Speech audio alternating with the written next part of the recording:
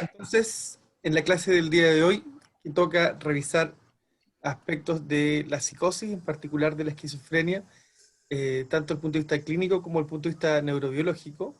Y entonces, para comenzar, tenemos de invitado al doctor Rolando Castillo, que es médico psiquiatra y doctor ya en ciencias médicas, ¿correcto? Porque ha aprobado De último minuto. su examen, noticia de último minuto. Y entonces tiene ambos títulos y desde antes de completarlo ya estaba participando como docente de este curso con su clase de neurobiología de la esquizofrenia, que es una muy buena síntesis de algo difícil de hacer, de abordar un aspecto tan amplio como neurobiología de la esquizofrenia y logra hacerlo de pe a pa de una forma sintética y a la vez completa. Entonces es una muy buena clase desde el punto de vista mío. Rolando, por favor, adelante con la clase. Te voy a habilitar para compartir pantalla. Súper, gracias. Gracias por la invitación, por la presentación. Yo le quería aprovechar de preguntar un poco igual a los alumnos, cuál es el background de ellos, pensando también en que esta clase, si bien es árida, puede hacerse más o menos compleja dependiendo digamos, de cuáles hayan sido como sus cursos anteriores o sus estudios de pregrado. Entonces, por ahí veo el Benja, que yo sé que él es médico, bueno, el Nico que es psiquiatra, pero los otros asistentes acá, digamos, también son del área de la salud, o son más del área de la biología, de la bioquímica.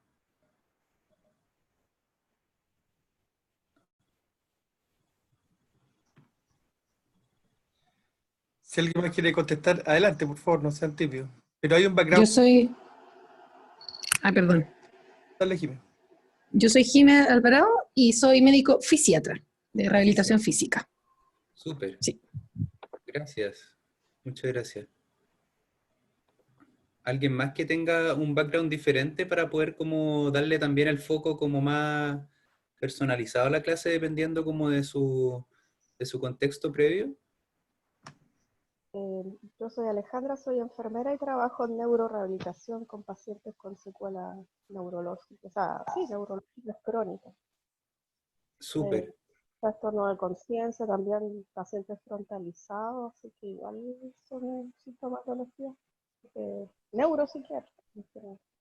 exacto, Mm. excelente.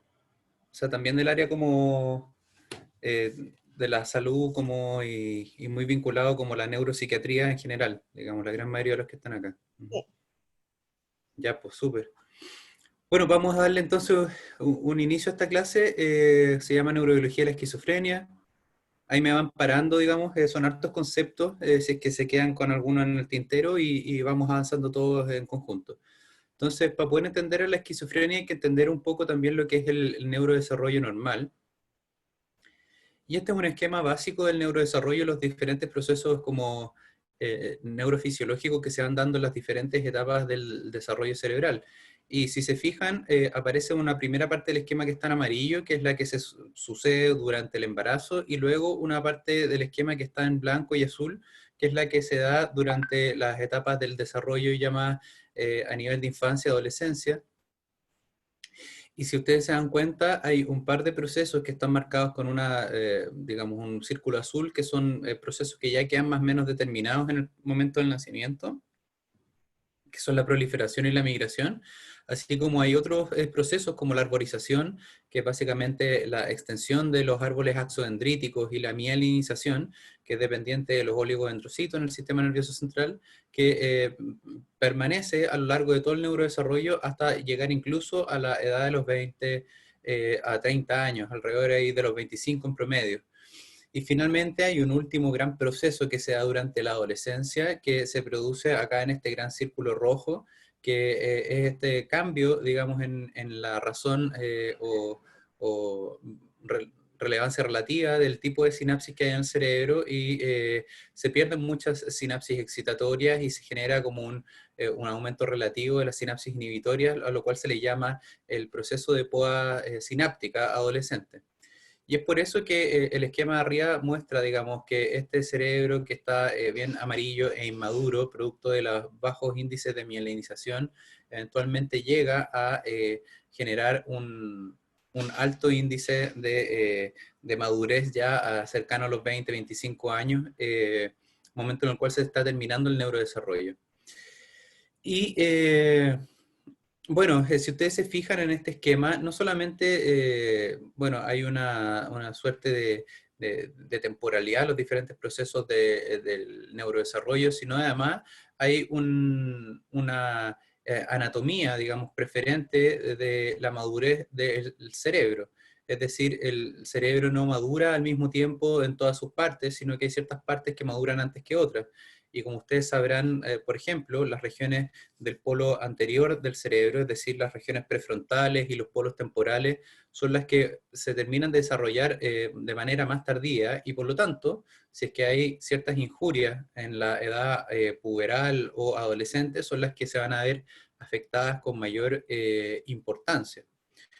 Y probablemente, si es que yo tengo afecciones del neurodesarrollo en etapas más tempranas, los primeros años de vida o incluso en el embarazo, los procesos no solamente van a ser mucho más generalizados en los diferentes tipos de desarrollo fisiológico, sino además va a probablemente comprometer otras áreas cerebrales también.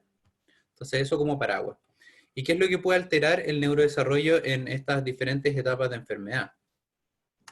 Entonces, dentro de lo que se conoce para esquizofrenia es que, bueno, hay factores genéticos biológicos como antecedentes familiares, edad avanzada de los padres, la eventual ponderancia relativa de lo que puede ser el sexo masculino en esta enfermedad, lo cual actualmente más que un factor de frecuencia de enfermedad, es un factor de muchas veces de inicio temprano y de mayor severidad clínica, pero no necesariamente mayor frecuencia. Y también, bueno, otro tipo de fenómenos como patologías autoinmunes concomitantes en algunos casos. Por otro lado, se ve mucho que hay factores epigenéticos ambientales, como puede ser la asociación epidemiológica de nacer en invierno, tal vez por la mayor prevalencia de infecciones respiratorias en el periodo del embarazo de las madres gestantes que tienen a estos niños. Y por otro lado, complicaciones de múltiples etiologías durante el embarazo. Y como nosotros sabemos, cualquier cosa que pase en el embarazo va a ser importante porque, como recién les expliqué, hay por lo menos 5 procesos que se están dando de manera paralela en el neurodesarrollo y que pueden verse afectados. Y finalmente, en la etapa puberal y adolescente, pueden haber ambientes estresantes, dentro de los cuales epidemiológicamente se sabe que las poblaciones urbanas también se asocian un poco más, digamos, a este tipo de patologías. Otros fenómenos socioculturales como la inmigración y finalmente el uso de drogas terminan también determinando probablemente la trayectoria de este neurodesarrollo y produciendo mayor o menor probabilidad de afección del cerebro y por lo tanto de aparición de la enfermedad.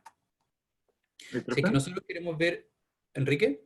Sí, en estos factores anteriores estaban controlados por otro tipo de intervenciones. Por ejemplo, ambos, el sexo masculino y la inmigración, podrían involucrar menores redes de apoyo y por ende una mayor proclividad a aumentar, no sé, la tenacidad de la enfermedad. ¿Se controló por ese factor, por ejemplo? Mira, estas son, no son controlados, son simplemente asociaciones epidemiológicas y que hablan un poco de cómo avanza el conocimiento en medicina en general, es decir, desde una descripción clínica se hacen series de casos epidemiológicos, luego se genera una asociación de riesgo que en un segundo tiempo se corrige y en un tercer tiempo uno busca la racionalidad fisiopatológica de ese factor dentro de la enfermedad. Entonces, no, esto no tiene ningún tipo de corrección y de hecho es interesante como hay varios papers que hablan cuál es la direccionalidad de estos factores de riesgo asociados con la enfermedad. Y uno intuitivamente, como tú bien dices, por ejemplo, puede decir, la inmigración es porque, claro, un inmigrante en un país desconocido está estresado, discriminado, aislado y por lo tanto, obviamente, va a tener más riesgo de patología psiquiátrica. Pero si es que uno lo piensa bien también, bueno, si es que uno tiene algún tipo de contexto de riesgo en el país de origen, uno ya tiene probablemente un ambiente del neurodesarrollo más dañado. Es decir, hay un motivo psicosocial de migración. Entonces ahí uno puede decir, probablemente hay un background que viene posiblemente afectado. Y las otras personas pueden decir también, o sea, en realidad desde el punto de vista psicológico o de factores de personalidad o neurobiológicos que hayan atrás de la toma de decisiones, de, no sé, agarrar todas las pilchas de uno y cambiarse de un país a otro, digamos, siendo primera generación en un país ajeno, pues claro, puede corresponder a búsqueda de mejores oportunidades, pero también se ha visto de que muchas veces los inmigrantes que inmigran en situaciones más bien extremas pueden tener mayor preponderancia de algunos factores de personalidad o de enfermedad psiquiátrica que puedan hacer que migren con más frecuencia. Y por lo tanto, por ejemplo, no sé, uno podría decir, imagínate como un paciente bipolar, digamos, en una manía, que obviamente está con síntomas de grandeza y dice, bueno, agarremos todas nuestras cosas y nos vamos mañana, digamos, a, no sé, a África subsahariana y armamos una vida nueva. Claro, uno puede decir es algo muy arriesgado y la verdad es que hay que tener ciertas características, no solamente socioambientales, sino también de personalidad para poder tomar ese tipo de decisiones. Entonces, el análisis de riesgo va por múltiples lados en la toma de decisiones y en el proceso de migración. Así que pueden haber múltiples variables, como tú dices, Enrique, y probablemente no es una variable controlada por ninguno de estos factores. Ok, bueno, Ujú. gracias. No, de nada. Y tampoco quiero generalizar, por favor, o sea, no es que los pacientes que tengan el antecedente de inmigración necesariamente estén en este contexto, son asociaciones epidemiológicas débiles, lo cual habla de que una minoría probablemente de estos sujetos hace enfermedad severa, pero aún así es mayor que en la población general, o sea, estamos pensando de algunos casos particulares, no la generalidad. Bueno, dicho eso, en rojo que han marcado todos estos factores de riesgo que yo les estoy poniendo recién y que están en las diferentes etapas del desarrollo, entonces antes del nacimiento la carga genética, luego durante el nacimiento los factores hipóxicos isquémicos y epidemiológicos infecciosos que pudieran haber, y finalmente en la etapa de la adolescencia aparecen otras como las psicosociales que conversamos recién y discutimos con Enrique, como la migración, la vida, digamos, en ciudades más grandes, el aislamiento, el uso de drogas. Y si es que uno lo quiere ver en etapas, yo dividí en tres, digamos, este esquema. Y en la primera parte se conoce esto como la etapa como premórbida, donde todavía no hay síntomas, pero hay muchos factores de riesgo.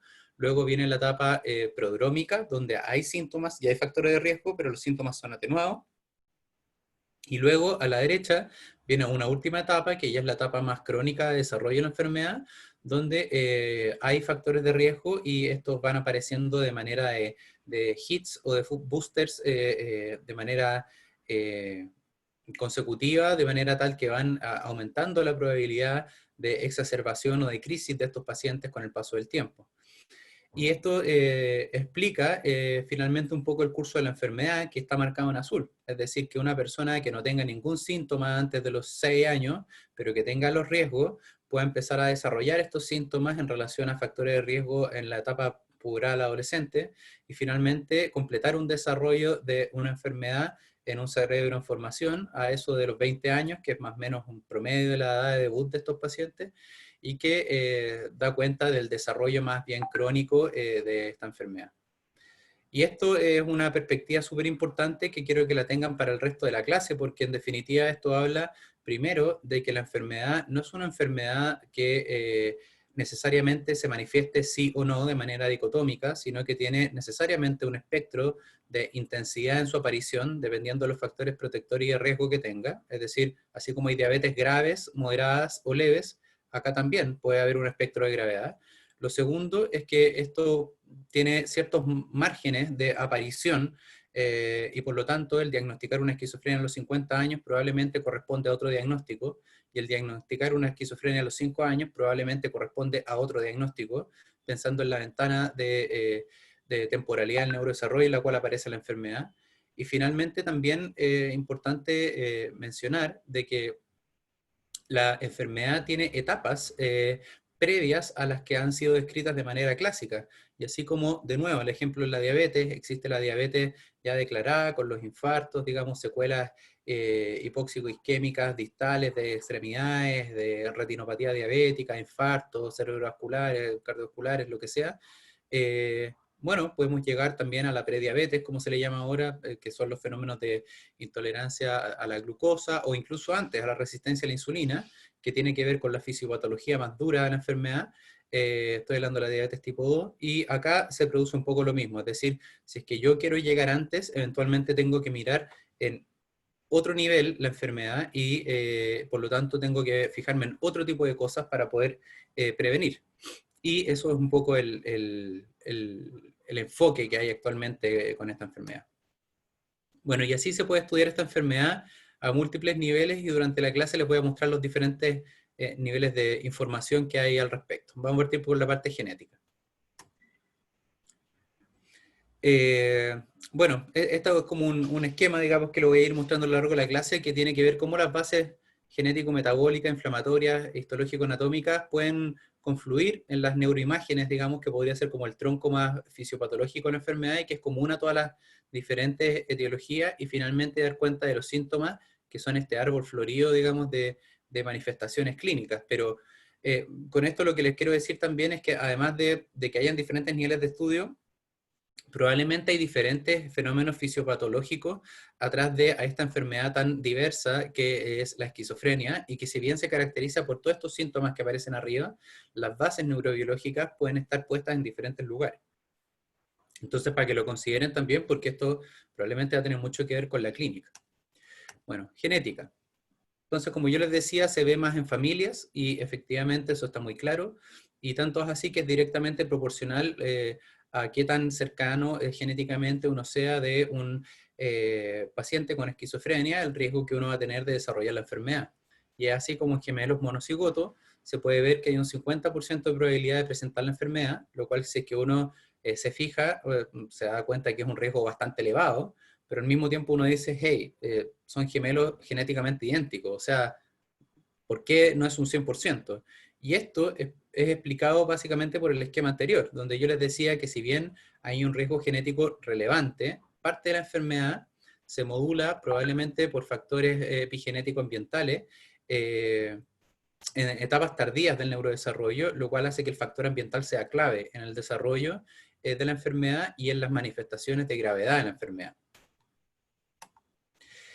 ¿Y qué tipo de genética tiene esta enfermedad? Obviamente no una genética mendeliana, digamos, de un solo gen, ni asociada al sexo, ni ninguna de esas cosas. Es una enfermedad, por ejemplo, siguiendo el ejemplo de la diabetes, que es poligénica, que está distribuida probablemente a lo largo de todo el genoma, y este esquema representa exactamente esto. Esto es un estudio genético del 2014 que muestra todos los genes de asociación a esquizofrenia, y si ustedes se dan cuenta van a encontrar genes alterados o regiones cromosómicas alteradas a lo largo de todo el genoma, y ustedes van a poder darse cuenta de que esto no se explica por un fenómeno genético particular, es decir, no van a encontrar solamente polimorfismos de nucleótido único, sino que además van a encontrar translocaciones, genes por parentesco, asociación, deleciones, digamos, copy number variations, van a encontrar todo tipo de fenómenos genéticos atrás de las manifestaciones de esta enfermedad, y múltiples tipos de genes y regiones cromosómicas. Dicho eso, ustedes van a encontrar probablemente genes que van a corresponder de todas maneras a genes que tengan que ver con el cerebro, pero hay otro tipo de genes que vamos a ir dando cuenta durante la presentación, que tienen que ver con otras cosas. Un ejemplo que voy a partir dando para que se puedan dar cuenta cómo avanza la ciencia es este, que sale DISC-1, que significa Disrupted in Schizophrenia 1, muy, digamos, ingenioso el nombre, o sea, alterado en esquizofrenia.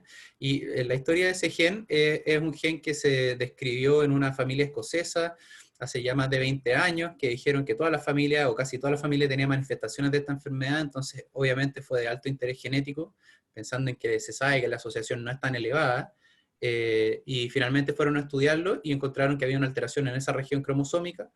Pero luego, como es en la ciencia, se tuvieron que pasar varios años para poder saber para qué servía esa región cromosómica. Entonces, con el paso del tiempo se dieron cuenta de que este DISC-1 lo que hace es anclar, por así decirlo, el RNA mensajero a estas quinesinas, que son estas como maquinarias de transporte que tiene la célula para poder a lo largo de los microtúbulos mover información genética para llevarla a las regiones de traducción. Y no sé si han visto como esas típicas imágenes que hay en internet de como las kinesinas llevando como estas vesículas con neurotransmisores, digamos. Bueno, esto es un poco lo mismo, literalmente caminan a lo largo de los microtúbulos, y lo que hace el DISC1 es anclarse a estas kinesinas y llevar el RNA mensajero a regiones distales para poder producir traducción de proteínas y dar cuenta de la neuroplasticidad distal a nivel axodendrítico, que es lo que se ve en este botoncito a mano derecha arriba donde sale LTP. Y estos son los estudios genéticos, y luego aparecieron algunos estudios de neuroimágenes y se dieron cuenta que las personas que tenían alteración en este gen tenían, además desde temprana edad, manifestaciones neurofuncionales anormales frente a, por ejemplo, tareas de lenguaje en las regiones hipocampales. Entonces parece que efectivamente estos sujetos tienen una actividad patológica en las regiones límbicas relacionadas a los comienzos de la enfermedad, como muchas veces se ha descrito, y que se asocia probablemente a las alteraciones de la neuroplasticidad que hay atrás de la alteración de este gen. Por otro lado, acá hay otro gen de asociación, que es la COMT, que es una enzima que metaboliza monoaminas y que se muestra asociada de manera bastante estrecha con la enfermedad por dos variables. Y acá viene como el cruce de lo genético y lo ambiental. Primero está la variable genética, donde ustedes saben que hay alelos en cada uno de los cromosomas, ¿cierto? Un alelo y otro alelo. Y dependiendo de si un alelo está alterado o los dos alelos están alterados, es el riesgo que hay de enfermedad. Entonces, en esta enzima en particular se sabe que los alelos MET-MET son de bajo riesgo, pero los alelos VAL-VAL son de alto riesgo. Entonces, la pregunta es, ¿cómo varía ese riesgo de poco, intermedio a alto con la exposición a factores de riesgo ambientales? Y acá lo cruzaron con el factor de riesgo de exposición a drogas, particularmente marihuana, y esto es súper interesante porque muestra de que el riesgo genético no aumenta en pacientes que no se exponen a marihuana, pero en los personajes que sí consumen marihuana durante la adolescencia de manera continuada y en altas cantidades, entonces ellos sí disparan su probabilidad de presentación de síntomas relacionados a la esquizofrenia, en este caso a la edad de 26 años.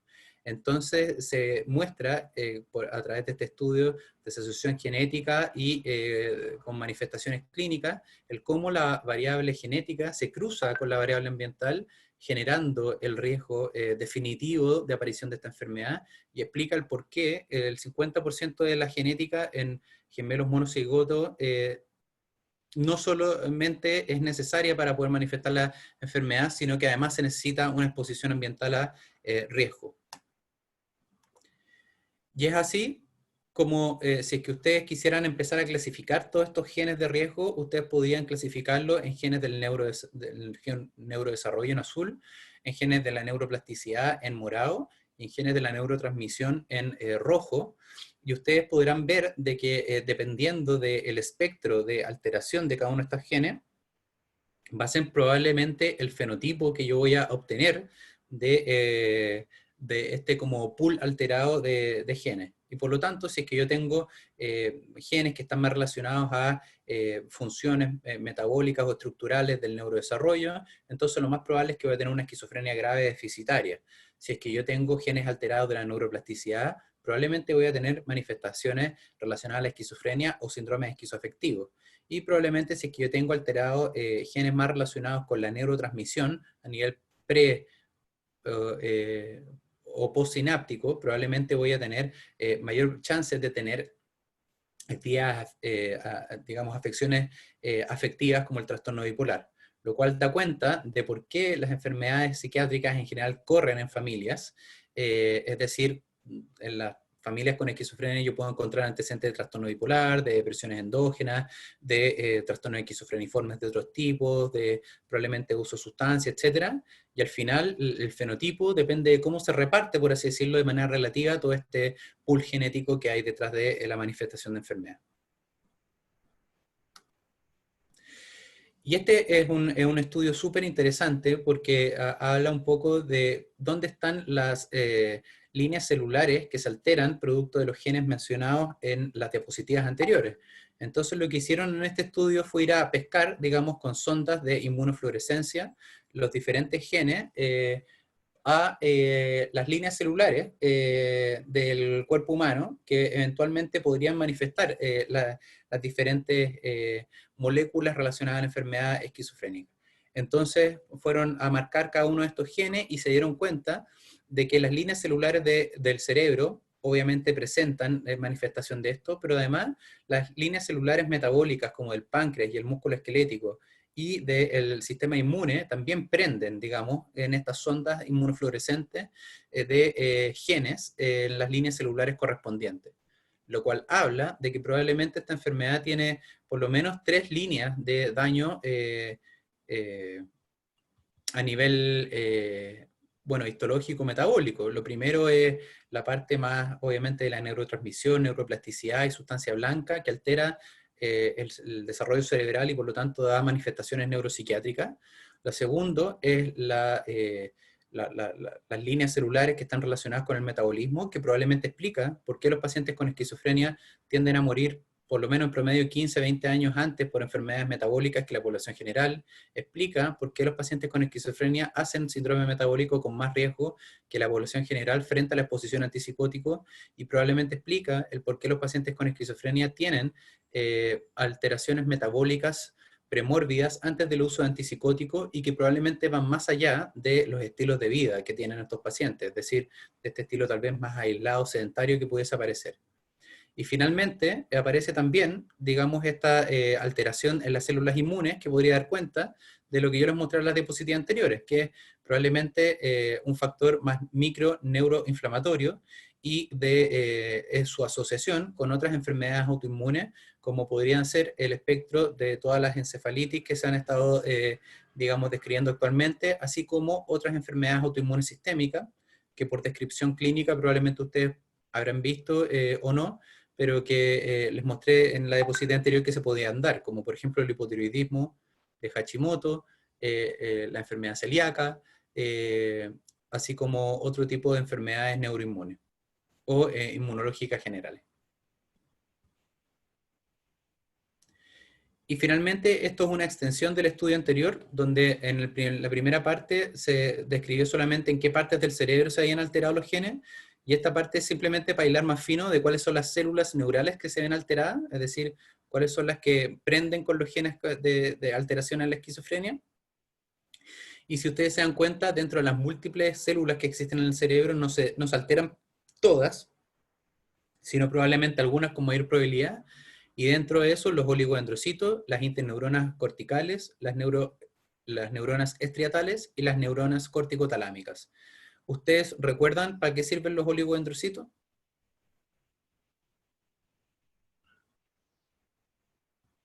Mielinización de la sustancia, bueno, digamos, del cerebro. ¿Perdón? ¿Iniciación del cerebro dijiste? Mielinización. Mielinización, claro. Son las células que producen las vainas de mielina a nivel central, así como las células de Schwann son las periféricas, acá se llaman oligodendrocitos. Y tienen capacidad de mielinizar a través de sus pericitos, digamos, múltiples, regiones axonales de diferentes neuronas. Perfecto. Las interneuronas corticales, ¿ustedes saben qué tipo de neurotransmisor manejan en general? Inhibitorias. Son inhibitores, y por lo tanto tienen GABA.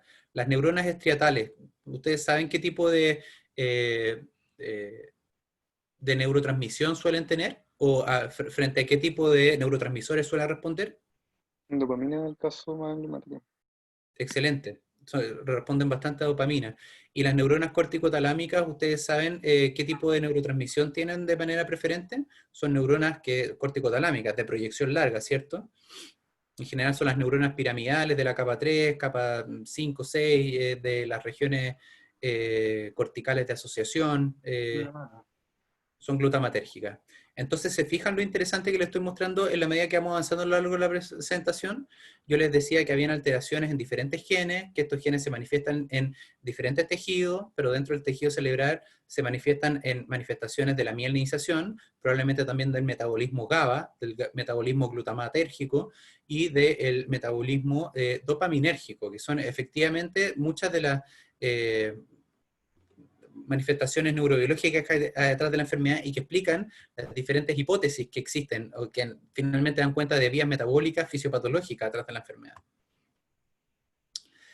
Y acá viene una reflexión pequeña sobre el síndrome metabólico, que es un poco lo que yo les decía, el riesgo superior de estos pacientes a tener manifestaciones metabólicas tales como dislipidemia, hipertensión o alteraciones del metabolismo de la glucosa. Y esto probablemente se explica por bases genéticas alteradas, pero también hay bases epigenéticas. No sé si ustedes sabrán, digamos, o habrán visto de que los pacientes prematuros que están sometidos a ambientes placentarios de alto estrés, por ejemplo, condiciones hipóxicas, por placentas mal insertadas, o por, no sé, preeclampsia, o por desnutrición materna fetal, tienen más riesgo de desarrollar síndrome metabólico. ¿Han escuchado eso? Sí. ¿Cierto? Lo han escuchado. Bueno, esos mismos niños prematuros que están expuestos a situaciones de riesgo metabólico y probablemente malnutrición y mal flujo sanguíneo placentario, también tienen una alteración epigenética no solamente a nivel de páncreas, de músculo esquelético, sino también probablemente en su cerebro. O sea, dentro de todos los órganos que están en desarrollo, sin duda que el cerebro es fundamental en estas etapas. Y si es que obviamente se alteran de manera epigenética las células beta del páncreas y generan, digamos, de que este chiquillo o chiquilla vayan a nacer con un riesgo incrementado a alteraciones metabólicas, producto de esta preparación fetal, digamos, a un ambiente adverso, lo más probable es que su cerebro también vaya a funcionar bajo las mismas lógicas y que pueda haber no solamente entonces una vulnerabilidad metabólica, sino también neuropsiquiátrica. Dicho eso, finalmente lo que uno ve en los perfiles de riesgo genético de los pacientes con esquizofrenia es un poco esto. Esto existe en el ámbito de la investigación, todavía no existe de manera clínica, pero existen ciertos microarrays, que son estos arreglos genéticos con múltiples genes, donde uno puede ir viendo como el score de riesgo que tienen diferentes pacientes, y el score de riesgo uno lo puede ir puntuando según número de genes alterados o de redundancia sobre la misma vía metabólica alterada. De manera tal de que probablemente voy a tener una enfermedad poligénica que se va a manifestar con un menor riesgo si es que tengo, no sé, pocas alteraciones en diferentes vías metabólicas, como se ve en el esquema de arriba que tiene varios colores, donde cada uno de los puntitos significa una alteración en un target de una vía metabólica y que en definitiva da una probabilidad baja de esquizofrenia, a diferencia de si es que yo tengo, por ejemplo, múltiples alteraciones en dos vías metabólicas específicas, de manera tal de que tengo múltiples daños y que ya el cuerpo o la fisiología humana no logra compensar y en definitiva va a hacer que el riesgo de manifestación de enfermedad sea mucho mayor. Y eso explica un poco también el cómo pueden haber, por lo tanto, esquizofrenia más grave, más moderada o más leve, según esta preponderancia genética que hay atrás del sujeto. Bueno, ¿y qué pasa a nivel de la histología? Es decir, de las células, cuando yo, digamos, evalúo estos cerebros de pacientes con esquizofrenia o que han desarrollado esta enfermedad de manera clínica. Entonces, lo que se sabe es que probablemente se produce una desconectividad estructural que da cuenta de ciertas firmas neuroimagenológicas, y en definitiva yo les explicaba que esto tiene que ver probablemente porque se pierde mucha materia gris durante la adolescencia, producto de la poda sináptica adolescente que está sin duda exacerbada en estos sujetos. Entonces, como ustedes sabrán, la poda sináptica es un fenómeno fisiológico de reclutamiento de las sinapsis que son de mayor relevancia neurofisiológica para el sujeto durante la edad adolescente y quita las sinapsis que son redundantes y de baja utilidad, de manera tal de que hace la circuitería mucho más fina y adecuada. Sin embargo, en algunas enfermedades, como por ejemplo la esquizofrenia, se ve que esta poda sináptica está exacerbada de manera patológica. y hace de que la curva, digamos, de caída en términos de velocidad y magnitud de la sinapsis se vea muy distanciada de lo que es un neurodesarrollo normal.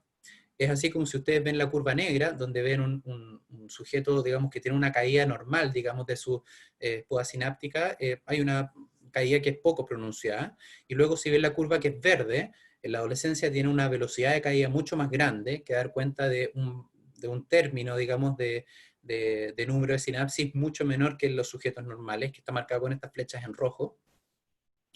Y finalmente, este esquema también lo muestro porque es interesante de cómo diferencia las fisiopatologías de algunas otras enfermedades del neurodesarrollo, como por ejemplo podrían ser las enfermedades del espectro autista, que están marcadas en la parte morada, donde se ve que la poda sináptica es un proceso que está alterado pero en la dirección opuesta, es decir, se producen más sinapsis de las que se debiesen en la etapa de la infancia temprana, luego decaen con mayor dificultad en la etapa de la adolescencia y por lo tanto tienen una hiperconectividad patológica de ciertas regiones cerebrales, lo cual, por ejemplo, explica el mayor riesgo de epilepsia de los sujetos de espectro autista respecto a los sujetos con esquizofrenia. Y por otro lado, la diferencia, en un tercer lugar, con las enfermedades no del neurodesarrollo, sino de la neurodegeneración, como por ejemplo pueden ser las gráficas que aparecen en azul, donde aparece la sigla AD, que es Alzheimer's Disease, es decir, la enfermedad de Alzheimer, donde se dan cuenta que se pierde las espinas axodendríticas, pero ya en etapas mucho más avanzadas del desarrollo humano, que dan cuenta ya no de procesos mórbidos del neurodesarrollo, sino ya de procesos que están instalados en un momento en el cual el cerebro ya está absolutamente desarrollado y que da cuenta de una enfermedad neurodegenerativa. Probablemente si es que tuviéramos que ponerle una edad ahí, sería entre los 50 y los 70 años la inicio de este segundo fenómeno fisiopatológico. Entonces la pregunta ahora es, sabemos que hay una pérdida de sinapsis, por lo tanto voy a ver una pérdida del árbol axodendrítico en sujetos con esquizofrenia, y la idea es conectarlo con las digamos, hipótesis genéticas que mostré previamente. Entonces, dentro de las etiologías que pueden haber, la primera es que tenga alteraciones a nivel sináptico, pre o postsináptico, es genética, que me puedan dar cuenta de una menor potencialidad en la neuroplasticidad adolescente, y por lo tanto mayor dificultad en de que las neuronas se unan con otras. Y en esta sinapsis se ve en verde moléculas que están marcadas en morado y otras que están marcadas en amarillo, donde se ve que hay algunos genes de asociación genética o que tienen una reducción importante relativa en su expresión y que pueden dar cuenta de cómo la neuroplasticidad se ve alterada en los sujetos con esquizofrenia y en definitiva producir un árbol axodendrítico deficitario en comparación a sus pares controles sanos. Otra hipótesis es la hipótesis neuroinflamatoria, probablemente muy vinculada a estos genes de asociación inmunitarios que les mostraba las diapositivas anteriores, y se relacionan mucho con la probablemente respuesta exagerada de las células inmunes cerebrales, que como ustedes sabrán se llaman... ¿Cómo se llaman? Microglía. Claro, que son como los macrófagos que están ahí dando vuelta en el sistema nervioso central, y que están hipersensibles, por así decirlo, marcados por su genética, y que hacen que sean hipersensibles a, por ejemplo, el estrés oxidativo, a citoquinas, a complementos, a la producción de autoanticuerpos o a la exacerbación de vías metabólicas anómalas como la del ácido quineurítico, y en definitiva pueden dar cuenta de una hiperactivación patológica de microglia, así como de otras líneas celulares inmunes, y finalmente una poda sináptica exacerbada. Y esto vendría siendo un fenómeno microinflamatorio, es decir, yo no estoy hablando de que estos sujetos tengan una encefalitis clínica que yo le pueda ver, digamos, en una resonancia magnética con contraste, o que lo pueda detectar desde el punto de vista clínico de manera tal de que el paciente, no sé, pues está confuso, con un cuadro delirioso, no. Esto es un fenómeno microinflamatorio a nivel axodendrítico que es secundario a una exacerbación de la respuesta inmune y que finalmente da señales para una poda sináptica exagerada de parte de las microglias que se comen literalmente los botones axodendríticos. Y si ustedes se dan cuenta, en esta imagen de la derecha, está como este cable amarillo con unos botones que vendrían siendo dendritas con sus botones dendríticos, axodendríticos, las microglias que están marcadas en verde, y luego si avanzamos hacia la derecha, vemos cómo las microglias exageradamente se contactan con estos botones, se los comen, y finalmente destruyen la conectividad axodendrítica de estos sujetos. Entonces acá viene esta otra parte de la historia, donde son sujetos que tienen vulnerabilidad genética, hacen menos sinapsis, y además probablemente hiperreaccionan, digamos, a injurias ambientales, de manera tal de que se comen de manera patológica la sinapsis a mayor velocidad que otros sujetos. Profe, las últimas hipersensibilidades, ese auto-AC y el AC kineurítico, ¿qué es? Autoanticuerpos. Hay toda una línea de investigación que tiene que ver con cómo la esquizofrenia pudiese relacionarse con una producción patológica de autoanticuerpos que tengan un target neural a nivel intracitoplasmático o extra citoplasmático, y que finalmente pudiera dar cuenta de estos cuadros medio encefalitis-like, como no sé si ustedes conocen lo que es la encefalitis NMDA, que sin duda que es un cuadro neurológico propiamente tal, pero si es que lo llevamos al espectro más suave de la enfermedad, probablemente uno pudiese encontrar. Y hay ciertos estudios que apuntan a eso, también ciertas, digamos, autoanticuerpos a nivel de targets de membrana o intracelulares que pudieran explicar también parte de la patología de la enfermedad. Ya. Y el ácido clorhídrico es un metabolito que tiene que ver un poco con la activación de las células autoinmunes y que se piensa que puede estar alterado también de manera patológica. Y que las haría hiperreaccionar, así como por ejemplo el estrés oxidativo. Ya, buenas gracias.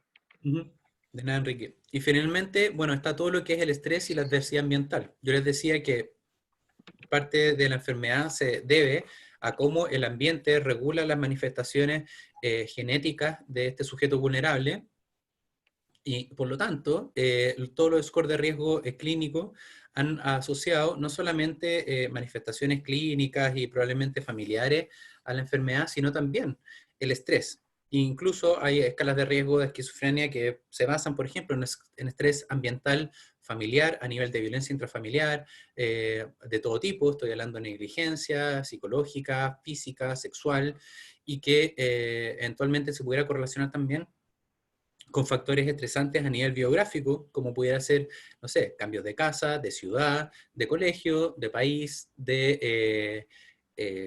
no sé, alteraciones en el núcleo familiar, en el núcleo social, etcétera, que pudieran generar alteraciones, por ejemplo, en el eje hipotalámico, hipofisiario, adrenal, que pudieran producir modulaciones en lo que es el eje del estrés, aumentando las hormonas del estrés, particularmente la noradrenalina y el cortisol, que como ustedes sabrán, de manera aguda, preparan al organismo para una respuesta al estrés, pero de manera subaguda crónica tienden a deteriorar las vías metabólicas, a producir ambientes neuroinflamatorios y finalmente excitotóxicos que pueden dar cuenta de una daño no solamente a los órganos metabólicos, sino también, en este caso, cerebrales, y por lo tanto, deteriorar este fenómeno que yo les estaba diciendo que se altera a los sujetos con esquizofrenia, que es la capacidad neuroplástica de conectar una neurona con otra, y a eso es lo que se le llama la conectividad axodendrítica. Y acá es un poco lo mismo. Se sabe que hay ciertas regiones del cerebro que son particularmente vulnerables al efecto corticoidal. Dentro de esas, la región límbica y las regiones prefrontales son muy ricas en receptores corticoidales. Se podrían influenciar también por las respuestas inmunes asociadas al ambiente, digamos, proinflamatorio del estrés. Y finalmente, dar cuenta de algunos fenómenos patológicos como se ven en esta enfermedad, dentro de los cuales se ha estudiado mucho en las etapas tempranas las alteraciones hipocampales a nivel de las interneuronas inhibitorias del subículo hipocampal, que se piensa que son particularmente vulnerables y que podrían dar pie a una cascada, digamos, de daño en otras regiones cerebrales, parecido, pero no igual a lo que se podría ver en otro tipo de enfermedades, como por ejemplo algunas enfermedades neurológicas, epilépticas, como podría ser, por ejemplo, las epilepsias, digamos, de mesial temporal, digamos, que parten, digamos, también en regiones hipocampales y luego se empiezan a generalizar con el paso del tiempo. Acá se piensa que en el fondo, siendo parecido el fenómeno de priming y de extensión a lo largo del sistema nervioso central, pudiese haber algo de ese ejemplo, pero sin duda que el fenómeno fisiopatológico que está detrás es diferente y explica que también estos sujetos no convulsionan, o sea, es otro tipo de patología. Bueno, y finalmente con todas las explicaciones que yo les di, la lógica que quiero que ustedes saquen de esto es que finalmente no se produce apoptosis neural, sino que lo que se produce es una pérdida de la citoarquitectura secundaria a la menor arborización axodendrítica, es decir, se pierde materia gris de manera profunda, pero no secundaria pérdida de neuronas, sino a pérdida de la conectividad axodendrítica, y eso puede ser visualizado a nivel histológico celular, como se llama a la izquierda, donde se pierde la citoarquitectura y la densidad de la materia gris, sino también a mano derecha en los árboles axodendríticos, donde los sujetos controles tienen árboles muy floreados y los sujetos con esquizofrenia han perdido todas estas conexiones de manera importante. Y esto da un ejemplo de cómo en las regiones, por ejemplo, prefrontales se pierde mucho de esta conectividad.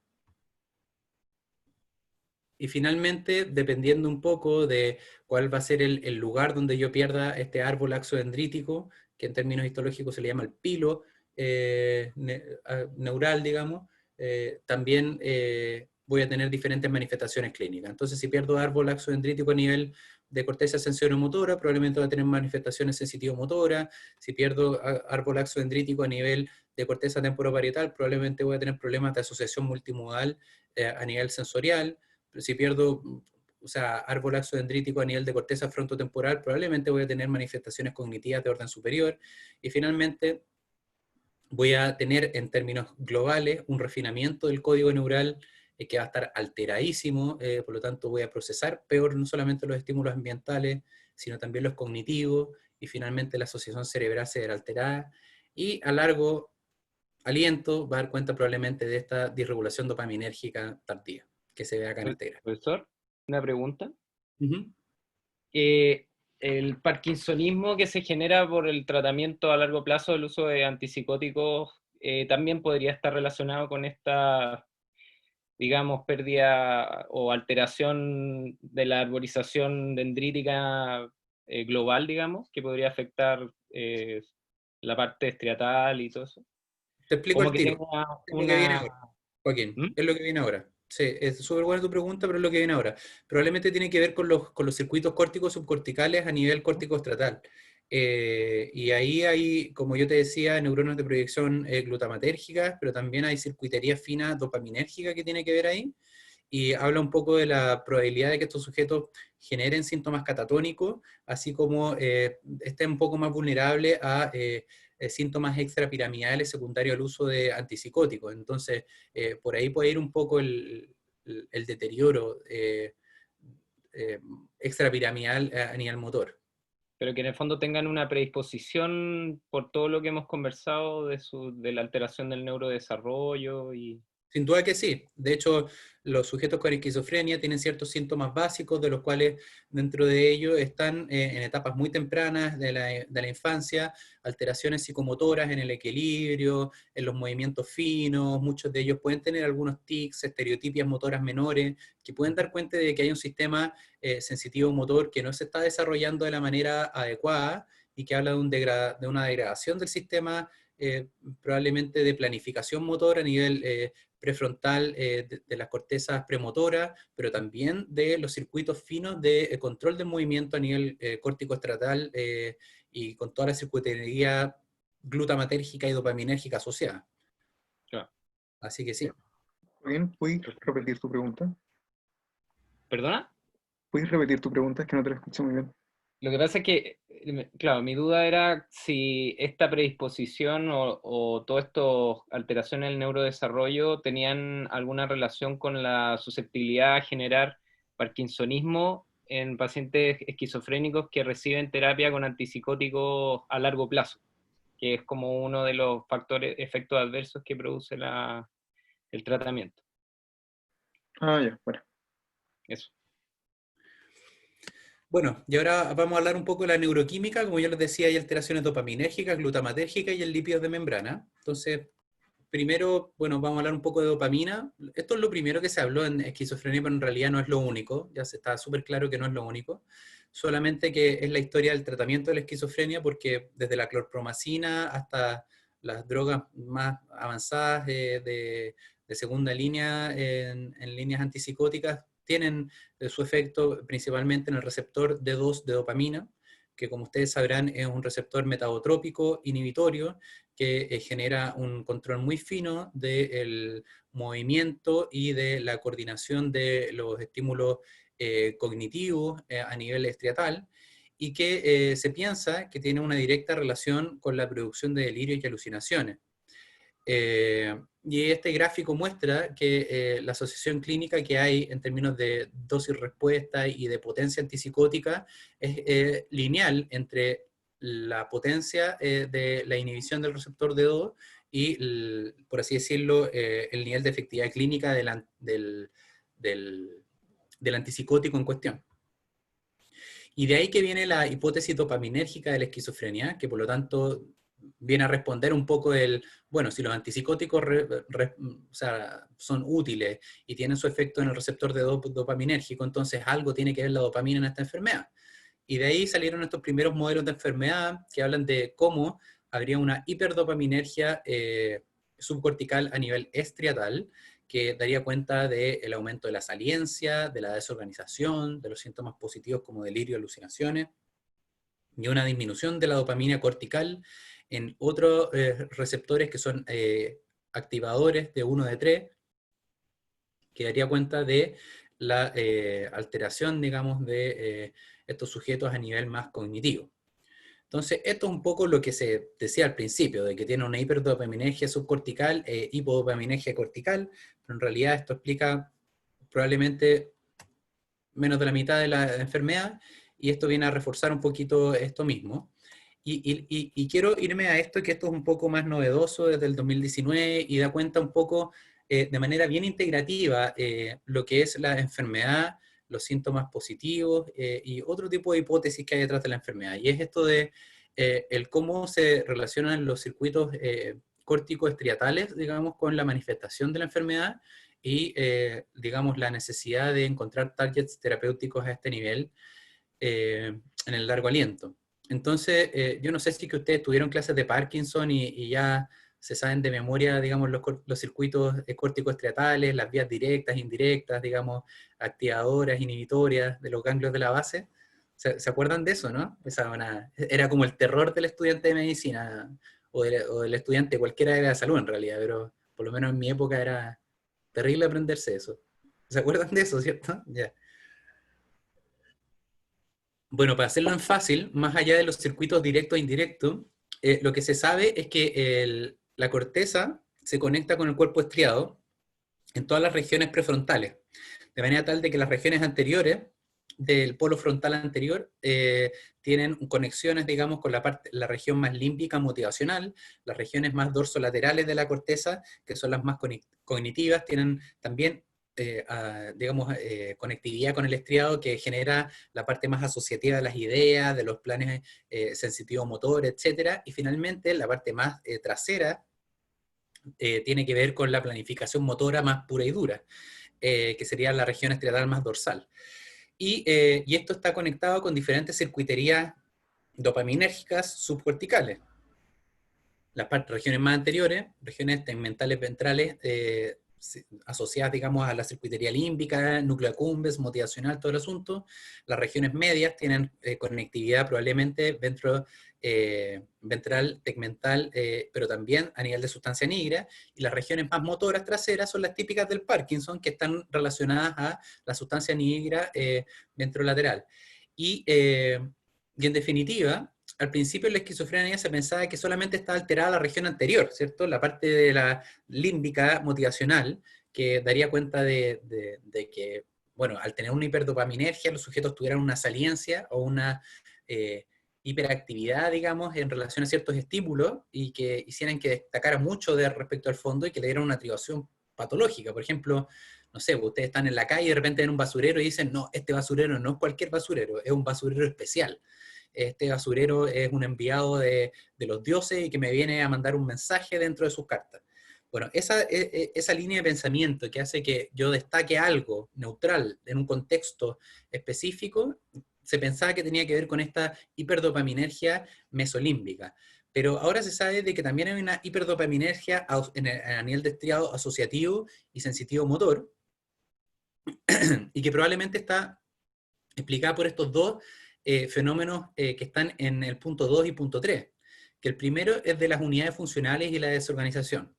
Es decir, cada uno de estos circuitos directo e indirecto a nivel de córtico estriatal están, digamos, organizados en unidades, y son múltiples unidades, digamos, de planificación cognitiva, motora o emocional, y que finalmente dan cuenta de cómo el cerebro en paralelo va organizando diferentes unidades funcionales de respuesta o planes motores, sensitivos o cognitivos o emocionales que uno puede echar a andar en relación a un, digamos, componente ambiental.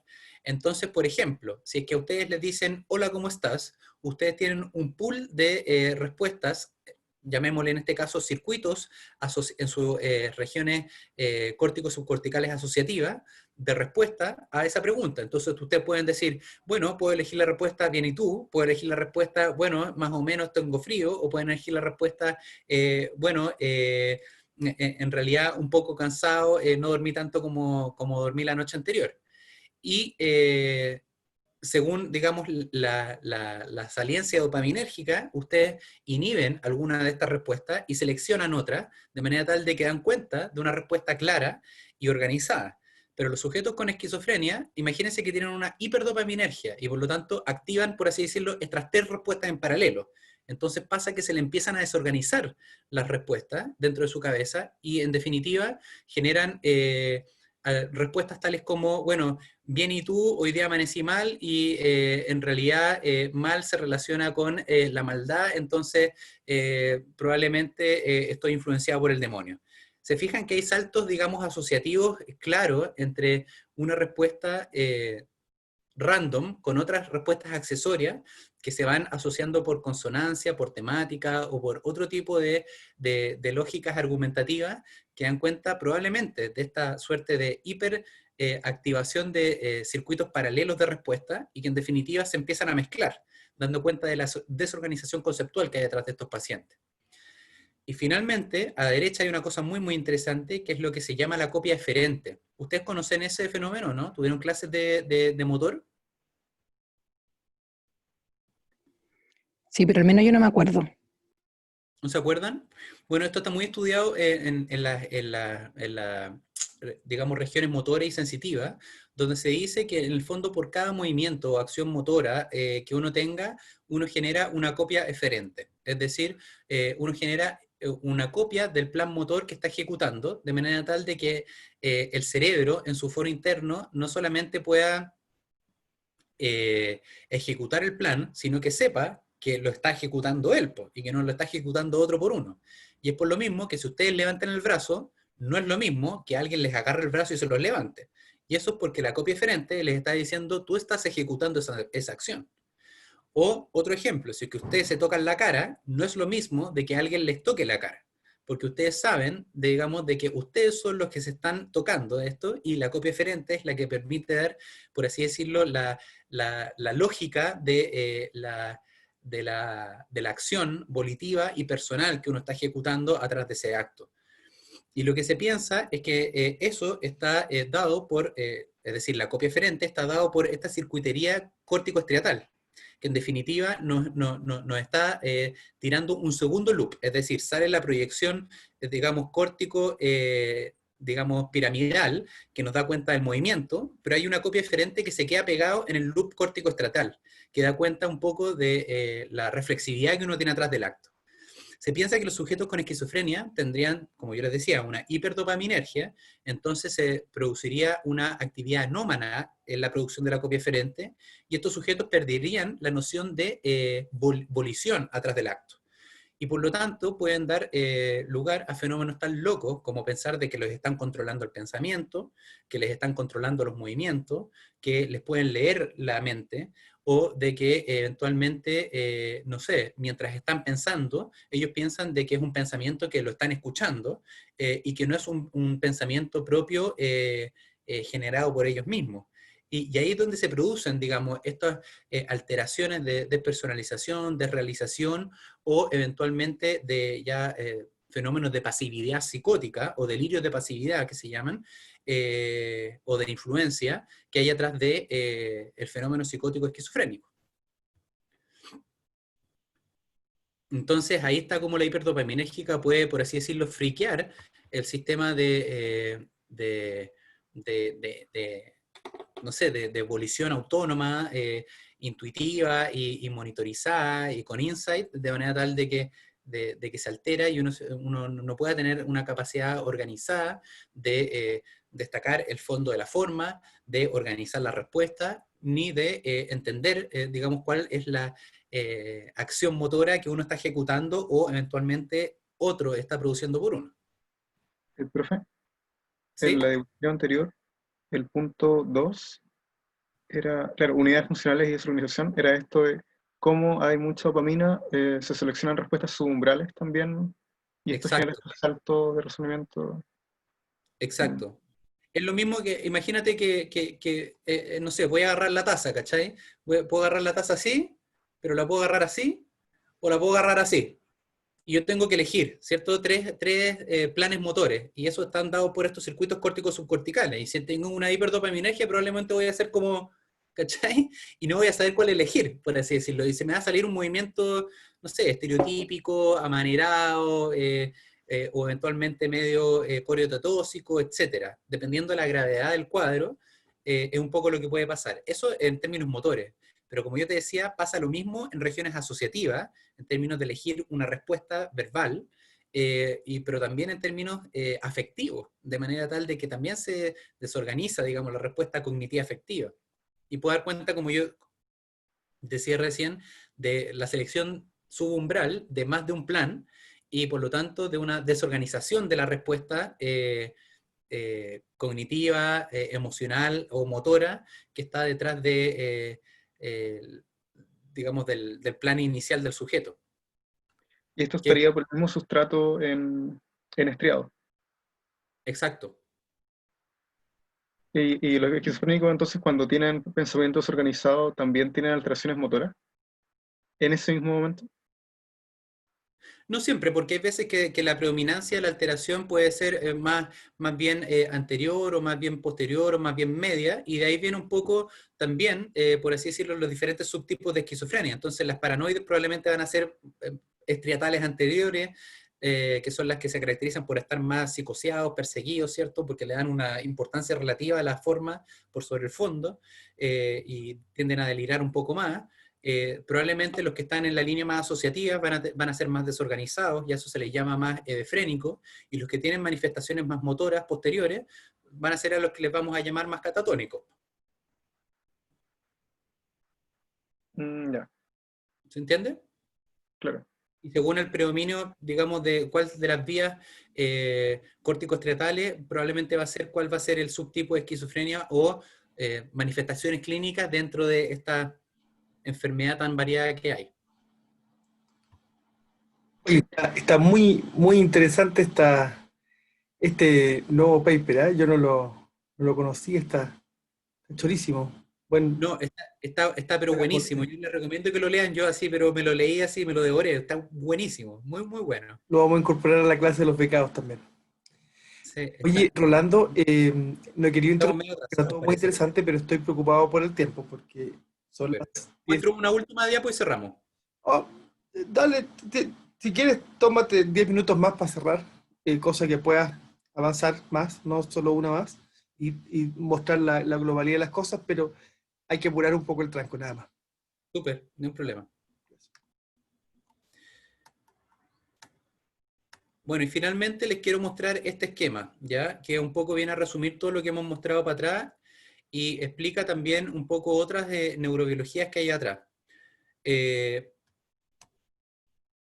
incluyen esta otra, que como ustedes sabrán también hay toda una teoría glutamatérgica atrás de la esquizofrenia, que tiene que ver con una incapacidad, digamos, de este circuito excitatorio inhibitorio de poder regularse de manera adecuada, y por lo tanto se piensa que hay una alteración en estas sinapsis, digamos, glutamatérgicas, NMDA, que darían cuenta del por qué hay unas neuronas piramidales que están disparando de manera anómala, y hay una desbalance inhibitorio excitatorio en pro de una excitación, digamos, de los circuitos corticales que no debiese estar sucediendo.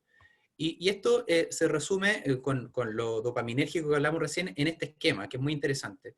Ustedes se dan cuenta que hay una neurona GABA que está en rojo marcado acá, y hay una neurona piramidal que está marcada en azul. Genera un feedback inhibitorio.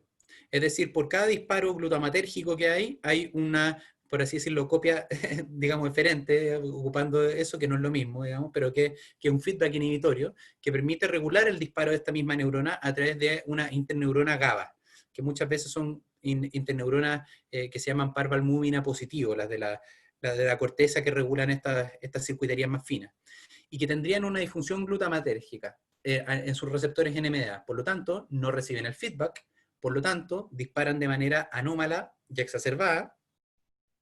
Y como yo les decía, hay unas neuronas en la primera parte que son las córtico-estriatales, pero también hay otras subcorticales de proyección.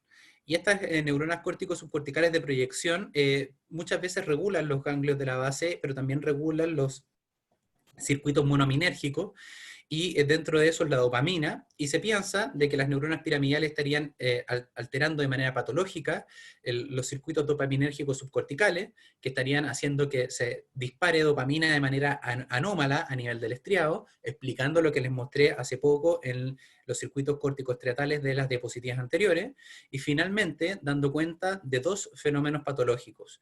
Primero, de la exacerbación glutamatérgica cortical, que podría dar cuenta de fenómenos de excitotoxicidad, por lo tanto, alteración de la neuroplasticidad, y por lo tanto, los síntomas cognitivos o negativos de la enfermedad que se llaman, y por otro lado, esta exacerbación subcortical de los circuitos dopaminérgicos, que me generan una hiperdopaminergia estriatal, y que finalmente dan cuenta de estos síntomas psicóticos o positivos que yo les mostraba en la diapositiva anterior. Y ahí está, un poco en el esquema de la derecha, no solamente los niveles de afección de esta enfermedad, sino también como el orden cronológico de esta, donde se piensa de que probablemente hay ciertas neuronas hipocampales que tienden a disparar de manera anómala, que generan estos circuitos de reverberancia apatológica a nivel GABA-glutamato, que excitan de manera anormal las neuronas dopaminérgicas, y que explican que con el paso del tiempo este fenómeno se empieza a generalizar a lo largo de todo el cerebro, se produzcan las disfunciones frontotemporales cognitivas asociadas a la enfermedad, y en un segundo tiempo las manifestaciones psicóticas hiperdopaminérgicas asociadas a la enfermedad. Y por lo tanto, a lo largo de este esquema que está a mano derecha, yo puedo explicar de buena manera el deterioro GABA-glutamatérgico y por lo tanto la sintomatología negativa asociada a la esquizofrenia, y en la parte inferior del esquema el deterioro dopaminérgico secundado a esta hiperdopaminergia explicada en las diapositivas anteriores, y por lo tanto los síntomas positivos asociados a la enfermedad en un segundo tiempo de la fisiopatología misma de la enfermedad. Bueno, como les dije, había también algunas alteraciones en el metabolismo de los oligodendrocitos, y les quiero mostrar esto, que es básicamente las manifestaciones neuroanatómicas de la enfermedad. Si ustedes se fijan, esto es un review de todos los estudios en esquizofrenia a nivel de resonancia magnética estructural, que se ve en el esquema A, donde ustedes se dan cuenta de que las regiones temporales, insulares, del giro temporal superior, de la corteza ventromedial frontal y de las cortezas cinguladas anteriores se ve más atrofiadas los sujetos con esquizofrenia, que están marcadas en azul, y a mano derecha están todos los metaanálisis, o todo el metaanálisis de todas las imágenes funcionales, es decir, con resonancia magnética funcional, de sujetos con esquizofrenia, donde se ve hipoactividad en regiones, digamos, que son las mismas estructuralmente afectadas en el esquema anterior, es decir, en regiones temporales superiores y ventromediales y cinguladas anteriores, pero además, fíjense bien que hay una hiperactividad acá en este esquema de abajo. ¿En qué región? Ahí, los que quieren ser neuroradiólogos, ¿cuál es la región que está pintada ahí en rojo, abajito? El Benjamín Pizarro que quiere ser neuroradiólogo, ¿cuál es esa región? Esas cápsulas. Cápsula interna. Sí, o sea, puede ser cápsula, pero está agarrando también parte de sustancia gris, digamos, que O sea, está tálamo. Tálamo. Estoy agarrando. y el tálamo está casi preservado, digamos, un poquito más adelante. Y estriado. Es el estriado posterior, pues. ¿Se fijan? El estriado medio posterior. ¿Se fijan? Efectivamente, si ustedes se fijan, aquí adelante está el putamen, en la parte de acá atrás está la otra parte, ¿cierto? Que está como cachito que va para atrás del estriado, y todo eso se llama el cuerpo estriado, y en la parte medial está el tálamo, y si se fijan se prende de manera importante el estriado medio posterior, lo cual da cuenta precisamente de lo que les acabo de decir acá, po, de que hay una alteración funcional, ¿cierto? Donde hay una hiperactividad dopaminérgica estatal, y por otro lado les muestro también es lo que les mostré recién acá, es decir, que hay un deterioro cortical, probablemente asociado a estos feedback GABA-glutamatérgicos anómalos, que dar cuenta de las imágenes atróficas, digamos, que se van a dar en los esquemas de mano izquierda. Y por lo tanto, no es raro encontrar de que los neuroradiólogos puedan, digamos, en imágenes estructurales, dar cuenta de una, digamos, disminución del volumen cerebral mayor a lo esperado para la edad. Y a veces uno encuentra con cierta frecuencia esos hallazgos inespecíficos en los sujetos con esquizofrenia y da cuenta de este componente más demencial o deteriorante que hay atrás de la enfermedad. Bueno, y como ustedes podrán entender, eso genera alteraciones funcionales, y les quiero poner este último esquema que hay acá. Y este es el esquema resumen de cierre. Si se fijan, se produce alteraciones genéticas en la parte izquierda. En la mano, al medio, hay una alteración GABA-glutamatérgica. Luego, en la tercera parte que está en verde, hay una alteración sináptica de hiperdopaminergia y de alteración del eje hipotalámico hipoficiario adrenal, y que finalmente da cuenta de los síntomas positivos. Y en la mitadita, lo que va explicando todos estos fenómenos patológicos son la neuroinflamación, la conectividad aberrante y probablemente anomalías epigenéticas de la enfermedad, que explican que los síntomas negativos cognitivos sean muy estructurales y los síntomas positivos afectivos sean muy neuroquímicos en términos de manifestación, y que sean ahí probablemente más afectos a tratamiento, no así los síntomas negativos cognitivos. Y el resto lo va a explicar Rodrigo. Así que ya, Rodrigo, te dejo para que sigas tú, digamos.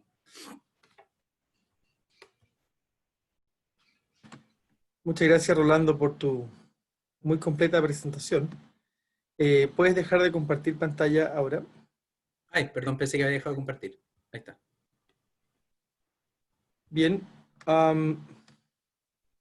Mientras instalo la siguiente, ¿alguien tiene alguna duda o pregunta?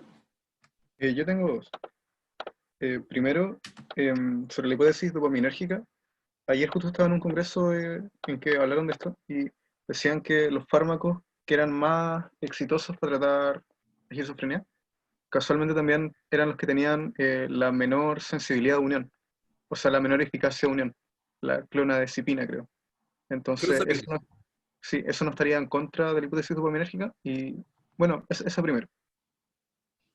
Sí, es una buena pregunta. A ver, la clozapina es un medicamento súper especial. Lo que pasa es que es un medicamento que le pega como a 5 o 6 targets, digamos, farmacodinámicos, y que va más allá de la dopamina. pero si es que nos queremos ir como solamente a la dopamina, la clozapina, si tú te fijas en los receptores que tiene preferencia, le pega al receptor D2, definitivamente, le pega al receptor 5-HT2A, que regula la unión al receptor D2, de manera tal de que es un medicamento que es potente antipsicótico, pero al mismo tiempo inhibe al máximo la probabilidad de efectos extrapiramidales. Por lo tanto, la unión es buena, pero no lo suficientemente buena para generar alteraciones motoras. Y finalmente también es un medicamento que le pega a los receptores de 1 y de 3, donde yo te decía que estos son receptores que son activadores y que en general se asocian a los síntomas cognitivos asociados a la enfermedad, lo cual explicaría por qué, dentro de todos los antipsicóticos, la clozapina no solamente sería un excelente antipsicótico, un muy buen medicamento para tratar afecciones extrapiramidales, de hecho es un tratamiento de segunda línea para el Parkinson, y finalmente también sería un medicamento que regularía también los síntomas cognitivos asociados al deterioro de la enfermedad, porque probablemente está ejerciendo un rol en los receptores de 1 de 3 corticales. Así que eso es como parte de lo que hace la clozapina, pero en realidad la clozapina tiene un montón de otros targets y formas de acción, pero es lo que te podría decir en relación a eso. Ya, bueno. Bien, entonces voy a compartir pantalla. Solo para... Yo tengo una pregunta cortita. Dale, Nico. José. Esto, ¿qué les parece? ¿Acerca como a la idea de una psicosis única o lo aleja un poco? Es una buena pregunta, yo creo que lo aleja. En la medida que más sabemos, más nos damos cuenta que hay diferentes vías fisiopatológicas y que lo más probable es que la esquizofrenia en el futuro termine siendo como la neumonía, donde actualmente estamos diferenciando neumonias típicas de atípicas, es decir, esquizofrenia con subtipos clínicos, pero que la idea es que después lleguemos a neumonía típica por estreptococo, y que podamos decir, esta es una esquizofrenia, no sé, pues paranoide por una disfunción dopaminérgica, predominante y no sé, pues, de sustancia blanca o de neuroinflamación o de hipótesis GABA-glutamato. Probablemente sea las esquizofrenias, como decía Bloiler. Ya. Pero, además de en el concepto de psicosis única, además estaba si se juntaba o no, por ejemplo, con las psicosis maníaco-depresivas o con otros cuadros psicóticos. Entonces, respecto a la pregunta de Nicolás, sí, yo creo que comparto con Rolando que al final es para hacer múltiples enfermedades, probablemente, pero tal vez esas no van a corresponder, algunas de ellas con la entidad nosológica DSM o CIE de esquizofrenia, y otras de ellas con el trastorno de esquizoafectiva, y otras de ellas con, ¿me entiendes? Por lo tanto, a lo mejor tiene sentido estudiarlas como psicosis únicas para ir a mirar la neurobiología de forma completa y volver, primero, deconstruir los constructos actuales, tratando de mostrar, para poder reconstruirlos en parte a las vías neurobiológicas que se encuentran.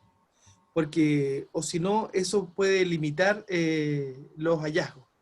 Entonces, aunque probablemente no sea una psicosis única en la realidad, tal vez para llegar a delinear mejor cuáles son las enfermedades reales que pueden estar subyacentes aquí, tal vez convenga estudiarlas de paraguas más grande que solamente el de solo la esquizofrenia DSM.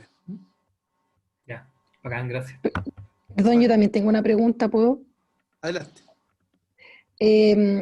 Me quedó claro que en el fondo este es un continuo, que es una enfermedad que tiene sustratos que son genéticos y precoces durante el desarrollo. Y también he escuchado que hay predictores clínicos desde el punto de vista, no sé, de signos visuales y signos motores que podían ser predictores de esquizofrenia en niños. Si uno pesquisara este tipo de predictores, ¿existe la posibilidad de hacer un tratamiento precoz y de cambiar el curso de enfermedad? ¿O eso no es modificable? O no se sabe, no tengo idea. O sea, se supone que la teoría es que sí, y la idea es hacerlo, porque como yo te decía, es una enfermedad que puede ser muy modulada por el ambiente. Se sabe que la neuroplasticidad se mantiene incluso en condiciones patológicas, de hecho por eso existe la neurorehabilitación a todo nivel, y la idea es poder echarla a andar también, y sin duda que se puede intervenir también en factores protectores, en el balance de factores protectores y de riesgo, en términos de ambientes de crecimiento un poco más sano, alejado de drogas, de estrés ambiental, violencia, y otro tipo de cosas donde se pueden hacer cambios en la trayectoria, y eso es a lo que se está apuntando actualmente. En vista considerando de que los tratamientos probablemente están llegando un poco tarde, la idea es llegar antes para poder evitar el deterioro cerebral que se produce en las etapas más tardías. Y existen scores de riesgo, existen líneas de investigación, existen un montón de síndromes clínicos asociados a etapas precoces que están en estudio. Entonces, en ese sentido, si uno encontrara estos predictores presentes en un niño, mejor derivarlo precozmente a psiquiatría, asumo. Sin duda, sería ideal. Si tienes paper de eso, me encantaría ver si lo puedo revisar, porque como veo muchos niños con trastorno motor, quizá hay varios que se me están pasando y que podría beneficiarse de algún tipo de intervención. Porfis. Claro, sí, no, te mando. Bueno, y también ahí está el programa de detección precoz, ¿verdad? Donde el doctor Rolando Castillo tiene una participación activa ahí, en conjunto con el doctor Gaspar y el doctor Maturana. Y en varias partes del mundo se están estableciendo programas justamente para partir las intervenciones en etapas de riesgo y no esperar a que eclosione la enfermedad. ¿Mm? Una pregunta, ¿esas han demostrado efectividad en disminuir, por ejemplo, la progresión o aparición de síntomas o calidad de vida o algo? Como, ¿qué es los hallazgos más importantes en esas cortes de pacientes de alto riesgo? Sí, que cuando hay intervención activa se puede, más que disminuir la probabilidad de brote o no, porque estos son seguimientos longitudinales a 2 años, lo que yo sí te puedo decir con certeza es que se pospone el brote. Y si es que tú me decís, ganar un año en el periodo de la adolescencia es oro, porque no es lo mismo terminar, digamos, tu neurodesarrollo con tercero medio que habiendo completado la escolaridad, no es lo mismo, digamos, ganar un año en universidad que no lo haberlo terminado, etcétera. Entonces se pospone y tiene cierta efectividad.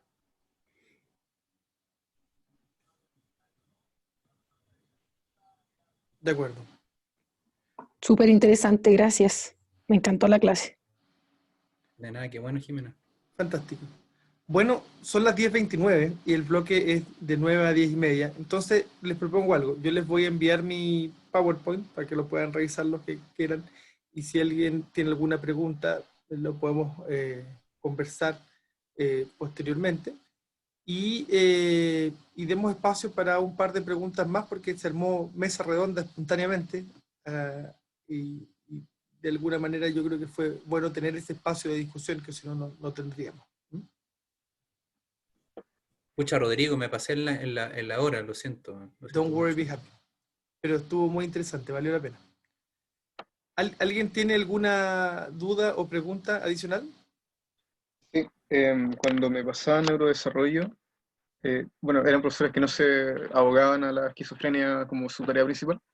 Siempre me decían que cuando los procesos de poda neuronal salían mal, o sea, no se realizaban, refiriéndose a eso con salían mal, no se realizaban, o sea, habían demasiada sinapsis, eso era muy predictor de esquizofrenia.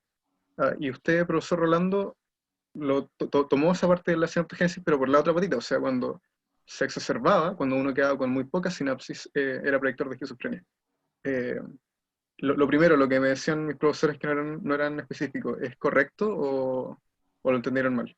A ver, ¿tú hablaste de alteración de la poda sináptica? Así como en términos generales.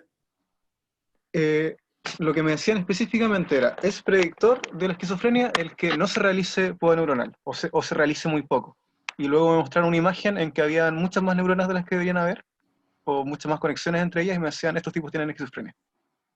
No, yo creo que hay un error conceptual ahí. En general la esquizofrenia se asocia a un deterioro del árbol axodendrítico.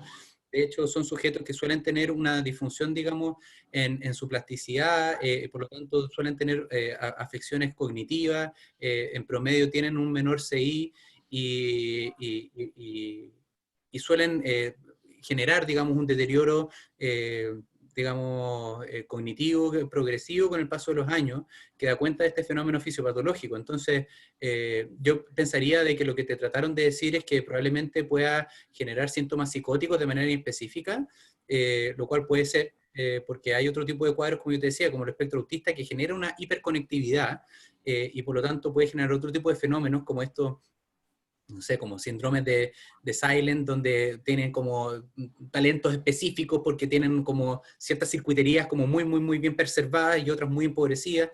el mismo efecto de que los sujetos de espectro autista asocian altas, digamos, probabilidades de tener también otros fenómenos clínicos como epilepsia, no así los sujetos con esquizofrenia, que de hecho se piensa que es como un factor protector de epilepsia. Entonces yo creo que tuvo que haber sido algo medio inespecífico lo que te dijeron, pero en general la esquizofrenia es una pérdida del árbol axodendrítico. Yo concuerdo con Rolando y eso va de la mano con la pérdida de materia gris que macroscópicamente se observa. ¿Te fijas? Eso justamente por pérdida de espesor y de conexiones de árboles dendríticos. Ya. Bien.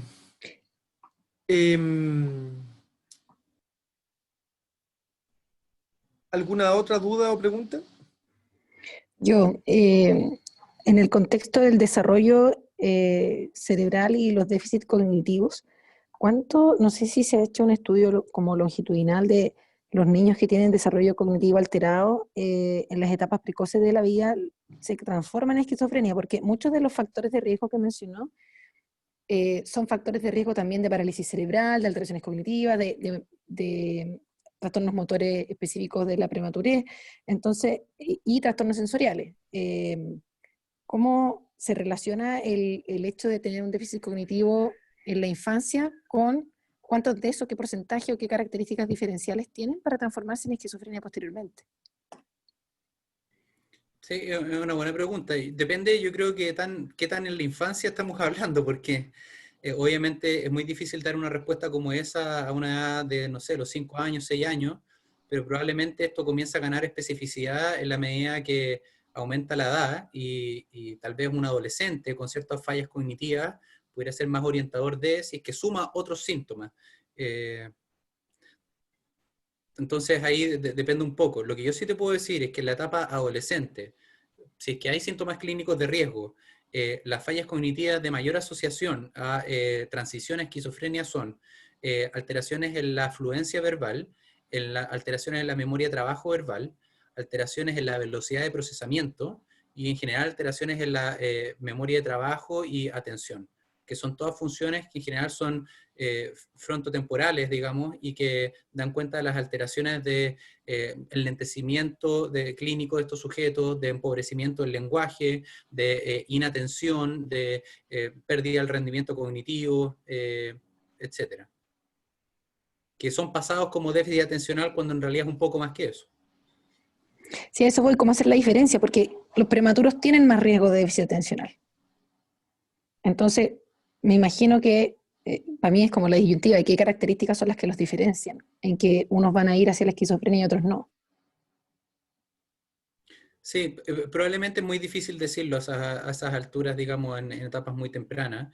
Y los síntomas que son más sugerentes de esquizofrenia son los síntomas, digamos, psiquiátricos propiamente tal, más que los cognitivos, los motores u otros. Entonces, en la medida de que estos síntomas se asocien a, no sé, desorganización conceptual del pensamiento, síntomas psicóticos atenuados, como, no sé, pues el tener alteraciones sensoriales que puedan dar cuenta de interpretaciones tal vez un poco alternativas o diferentes de la realidad, o que eventualmente tengan algunas alteraciones en las ideas, ¿cierto? De forma tal de que generan un pensamiento un poquito más raro, excéntrico, y que logran ciertos juicios.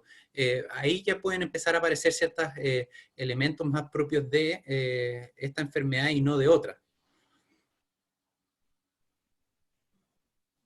Súper. Ahora, me quedó otra duda también con la hipótesis de los factores inflamatorios. Usted mencionó que dentro de los espectros de las encefalitis autoinmunes, habían unas que eran más leves en el fondo y tenían más síntomas desde el espectro más psiquiátrico. ¿Estos pacientes con esquizofrenia tienen más riesgo de tener enfermedades autoinmunes cerebrales? ¿O es al revés? ¿Un paciente con enfermedad autoinmune cerebral es más probable que desarrolle esquizofrenia? Mira, es una pregunta que es de investigación. Yo te diría un poco eso, pero a ver, yo creo que está súper claro que hay ciertas esquizofrenias que en el pasado eran definitivamente cuadros encefalíticos. Eso está claro. O sea, las catatonías malignas que describía Calva, aunque pacientes rígidos que hacían fiebre y que después se deterioraban y quedan absolutamente fundidos, digamos, para el resto de sus vidas, eran probablemente cuadros encefalíticos más compatibles con, no sé, con la encefalitis NMDA, digamos, que son cuadros muy, muy graves. que cursan con manifestaciones confusionales y un montón de otras cosas.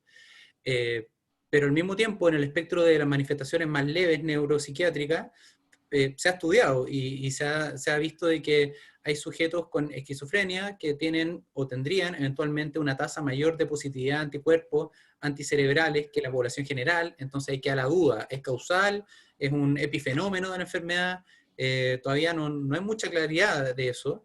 Y lo que sí está claro, digamos, de que la esquizofrenia como tal no es un cuadro encefalítico clínico, es una microinflamación, digamos, que se detecta a nivel de pequeñas elevaciones a nivel de interleuquina, de factores de crecimiento neural, que pueden ser pesquisables, pero no es que yo le tome una imagen y vea una meningitis o una encefalitis, digamos. Eso ilustra que el límite entre lo endógeno, que consideramos endógeno, y lo que consideramos exógeno en psiquiatría, que tiene que ver con los cuadros de origen biológico más bien psiquiátricos, o los cuadros con manifestaciones psiquiátricas pero de origen neurológico o médico, es un límite bien tenue y que está marcado por el momento histórico en el que se hizo la clasificación, digamos, ¿verdad? Por eso es que la enfermedad de Alzheimer y la epilepsia quedaron en exógenos, porque habían mecanismos para detectar esas alteraciones bien claramente, y la esquizofrenia y el trastorno bipolar no. Se presumía su origen biológico por otros motivos, pero incluyendo la heredabilidad, pero no, y el caso de la esquizofrenia porque no era comprensible a partir de la biografía previa del sujeto, sino que más bien se presumía que tenía que ser explicable por un proceso esquizofrénico, un proceso biológico que estuviera cambiando, pero no habían tantos hallazgos como hay ahora. Entonces ese límite se hace ahora difuso. Entonces la encefalitis en realidad quedaría en lo exógeno, y la esquizofrenia quedaría en lo endógeno. Pero, ¿dónde está ese límite? Podrían ser algunas encefalitis parte de las esquizofrenias, y ciertamente lo han de haber sido a lo largo de la historia, ¿cierto? No es probable de que ahora en estos años vemos en la unidad hospitalizados cada año unos 3, 4 casos que eran cuadros esquizomorfos y que eran encefalitis NMDA, pero que 10, 20 años atrás no había ninguno, digamos, es improbable. Se pasaban los cuadros pues, y respondió mal a antipsicóticos. Esto que ilustrábamos con cómo los trials, al incluir grupos heterogéneos al interior de las clasificaciones, van a tener respuestas parciales en un grupo, respuestas totales en un grupo, y otros que no van a responder, y algunos que no van a responder a nada porque no estamos entendiendo qué combinación de antipsicóticos le iba a hacer al paciente que su diagnóstico al final es otro, una encefalitis, ¿te fijas? Entonces, hay ahí zonas que son grises en la frontera. Pero por otro lado, entre los genes que se han asociado a esquizofrenia, y estudiar la esquizofrenia con las clasificaciones actuales, como mostró Rolando, dentro de los tejidos en los que se expresan esos genes, hay muchos que tienen que ver con el sistema inmune. Entonces hay una asociación fuerte ya desde la parte genética entre las alteraciones inmunes y esto, y la esquizofrenia. Y algunos estudios han ido a mirar con más detalle qué áreas, por ejemplo, del complejo MHC, complejo mayor de histocompatibilidad, han tenido relación o podrían explicar parte de la fisiopatología de la esquizofrenia, y se vio que dentro de eso una zona que variaba mucho era la expresión de una variación compleja a nivel del complemento, específicamente C4. Y se pudo observar que C4 justamente tiene un rol en la poda sináptica, y que esas alteraciones genéticas en el complejo MHC que se han detectado, se han asociado fuertemente a esquizofrenia en los estudios genéticos amplios de GWAS, justamente podría estar mediando otro proceso como la poda sináptica que se ha asociado a la fisiopatología con la esquizofrenia. Entonces parece haber una relación, si bien no en todos los pacientes, al menos en algunos de ellos. Y eso va a estar más claro cuando podamos delinear vías fisiopatológicas específicas para cada paciente, lo que sin duda va a abrir la puerta a tratamientos específicos para cada etapa. Podría ser que no necesariamente de tratamiento, cuando ya esté consolidado, pero tal vez para prevenir la progresión justamente en ese periodo crítico del neurodesarrollo, como la poda sináptica en la adolescencia. Yo tenía dos preguntas. Una, ¿en qué está el RDoC con la esquizofrenia? ¿En qué ha avanzado? Y eso primero. Y la segunda era, ¿y qué tan cerca estamos de biomarcadores para la esquizofrenia? biomarcadores clínicos. Uno de los ejemplos más claros de la aplicación del ARDoc en el área de psicosis y esquizofrenia es el proyecto BESNIP de Carol Taminga y colaboradores. Y tiene que, justamente han tomado a ellos pacientes con trastorno bipolar con psicosis, con trastorno esquizoafectivo y con esquizofrenia, y lo han estudiado como grupo y han encontrado biotipos en base a reactividad sensorimotora y control cognitivo. Son variables que estuvieron en electroencefalografía y con pruebas cognitivas, con el BACS, que es el Brief Assessment of Cognition of Schizophrenia. Y dentro de eso estuvieron 3 biotipos y los están estudiando y caracterizando de mejor manera. Podría ser que esos biotipos respondan mejor unos que otros a distintos tratamientos, pero eso no está del todo claro todavía. Y ya están ampliándose, están en el BSNP2, pero hasta donde yo sé no han tenido resultados de aquello. Y también bajo esa modalidad se han estudiado también otro tipo de biotipos, por ejemplo, biotipos inflamatorios, para ver si a lo mejor algunos pacientes pueden responder específicamente a tratamiento adjuntivo con inflamatorio, algún subgrupo de pacientes, poder identificarlo. Rolando, ¿tú quieres comentar algo sobre eso? No, yo estoy de acuerdo. Yo creo que el ARDoc yo creo que ha ordenado un poco el estudio de la enfermedad y lo ha llevado a diferentes niveles, como yo mostraba un poco en la clase, de manera tal de entender que dependiendo del nivel que analicemos, es en el fondo el nivel de especificidad del diagnóstico al cual uno puede llegar y de cuál es el fenómeno fisiopatológico al cual uno se quiere colgar para poder ponerle apellido a la enfermedad. Y no sé, bueno, ahí se conecta mucho también con tu segunda pregunta, es decir, cómo los ARDoc pueden o no ofrecer, digamos, estos endofenotipos derivados de biomarcadores específicos para poder hacer un diagnóstico más preciso de enfermedad o no. No sé qué opinas tú, Rodrigo, de eso. O sea, no pienso que vaya a hacer diagnósticos más precisos, pero que puede ayudar a delinear vías fisiopatológicas para informar sistemas diagnósticos más específicos en el futuro, para que puedan construirse posteriormente. El ARDoc necesariamente es un paso intermedio y en ningún caso un paso final. Exacto. Yo creo que la gran dificultad un poco de encontrar un endofenotipo es como ponerse de acuerdo como cuál es el nivel de estudio que nosotros queremos llevar la enfermedad, porque claro, uno podría decir, no sé, los potenciales evocados de la esquizofrenia están alterados en un porcentaje importante. Claro, pero en el fondo estamos estudiando el síndrome clínico, entonces nos vamos a quedar con todos los que tengan la etiqueta con esquizofrenia y todos van a tener alterado el potencial evocado, pero no vamos a tener idea de qué es lo que está pasando por debajo de ese potencial evocado, es decir, no sabemos si es que este sujeto está teniendo un fenómeno microinflamatorio, si es que tiene una alteración genética, si es que tiene algún tipo de alteración en la mielinización o en la neurotransmisión, eso lo desconocemos, entonces tal vez debiéramos bajar desde lo sindrómico a lo más etiológico para poder entender un poco qué es lo que pasa abajo del síndrome clínico y llegar de manera más cercana al concepto de enfermedad y subtipificar, como bien decía Rodrigo, de manera más precisa las vías metabólicas que están alteradas y por lo tanto ofrecer un mejor tratamiento. O sea, al final de eso se trata la clasificación, ¿no? No es solamente por ponernos de acuerdo entre expertos, sino que es para poder generar una fisiopatología y un buen tratamiento acorde a la misma. Correcto. Bien. ¿Tenías otra pregunta, Benjamín, que sería la última? Eran esas dos. Esa en esa dos. Bien. Tenemos que, siendo las 10:45, vamos a ver un espacio de recreo, ¿cierto? 15 minutos. Y a las 11 nos volvemos a juntar en este mismo link para conocer el laboratorio de psiquiatría translacional o PsiquisLab, donde también participa el doctor Castillo activamente. Nos vemos más rato. Nos vemos.